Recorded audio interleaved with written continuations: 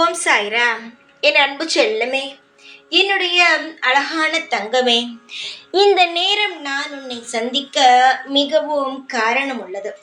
நான் எந்த ஒரு சிறு விஷயத்தை செய்தாலும் காரணம் இல்லாமல் செய்வது கிடையாது. முழுமையாக காரணத்துடன் தான் செய்வேன். அதை முதலில் அனைவருமே புரிந்து கொள்ளுங்கள். ஒரு விஷயம் உன் வாழ்க்கையில் நடக்கும் பொழுது, எதற்கு நம் வாழ்க்கையில் இப்பொழுது இந்த ஒரு செயல் நடந்தது? நமக்கு தேவைப்படுவது எல்லாம் நடக்கவில்லை. தேவையில்லாத விஷயங்கள் எல்லாம் நடக்கிறது. நாம் வேண்டியது எதுவும் நடக்கவில்லை. நம் வேண்டாதது நமக்கு நடக்கிறது. எதற்குத்தான் இந்த கடவுள் இப்படி இருக்கிறார் என்று நினைப்பாய். தங்கமே, உன் வாழ்க்கையில் நான் ஒன்றை செய்ய போகிறேன், ஒரு விஷயம் செய்கிறேன் இப்படி என்றால் அதற்கு பின்பு பல காரணங்கள் இருக்கும். காரணம் ஒன்று இரண்டெல்லாம் கிடையாது, பல காரணம் இருக்கும். அந்த சூட்சுமத்தை உன்னால் புரிந்து கொள்ளவே முடியாது.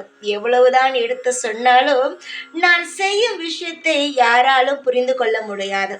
அதை காலப்போக்கில்தான் புரிந்து கொள்ளவே முடியும். அப்பொழுதுதானே நான் செய்தது நல்லது என்று உனக்கு தெரியும். நான் இப்பொழுது உனக்கு சில மணி நேரங்களை சொல்லியிருக்கிறேன்.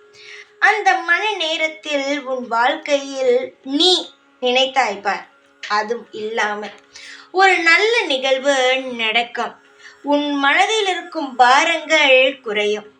அந்த பாரங்கள் குறைந்தாலே உன் வாழ்க்கையில் எல்லாமே நடந்தது போல்தான். உன்னுடைய வாழ்க்கையில் ஒரு செயல் நடக்கவில்லை என்றால் அதை நினைத்து நினைத்து கவலைப்படுகிறாய். அது எல்லாருக்கும் இருப்பதுதான். நான் ஒன்றும் தவறு சொல்லவே இல்லை.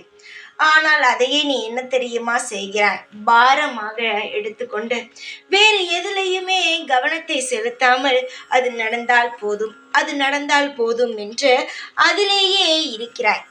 தங்கமே, அதுபோல் எல்லாம் நீ இருப்பதை பார்த்து பயந்துதான் நான் எல்லா நல்லதையும் செய்து விடலாம் என்ற முடிவுக்கு வந்தேன். நீ கவலைப்படாதே. அடம் பிடித்து உன்னுடைய காரியத்தை சாதித்து விட்டாய். உன்னுடைய வாழ்க்கையில் சரியாக நீ ஞாபகம் வைத்துக்கொள். இன்றிலிருந்து அனைத்துமே உனக்கு நடக்க துவங்கும். இது வெறும் ஆறுதலுக்காக நான் சொல்வது கிடையாது. உன்னுடைய மனதில் நான் இருக்கிறேன். என்னுடைய மனதில் நீ இருக்கிறாய். நீ என்னெல்லாம் செய்ய ஆசைப்படுகிறாய் என்பது எனக்கு தெரியும். அது போலவே நான் என்னெல்லாம் செய்ய போகிறேன் என்பதை முதலில் நீ தெரிந்து கொள்ள வேண்டும். அப்பொழுதுதானே நடக்கும் விஷயத்தை நீ கெட்டியமாக பிடித்து கொள்வாய். இல்லை என்றால் அலட்சியமாக இருந்து விடுவாய்.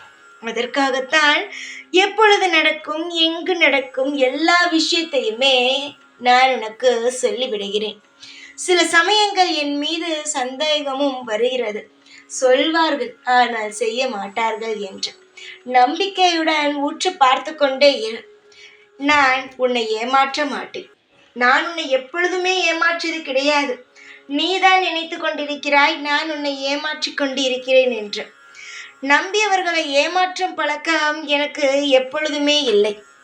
நான் வாழும் பொழுதும் சரி, இப்பொழுதும் சரி, எனக்கு அந்த எண்ணம் எல்லாம் கிடையாது.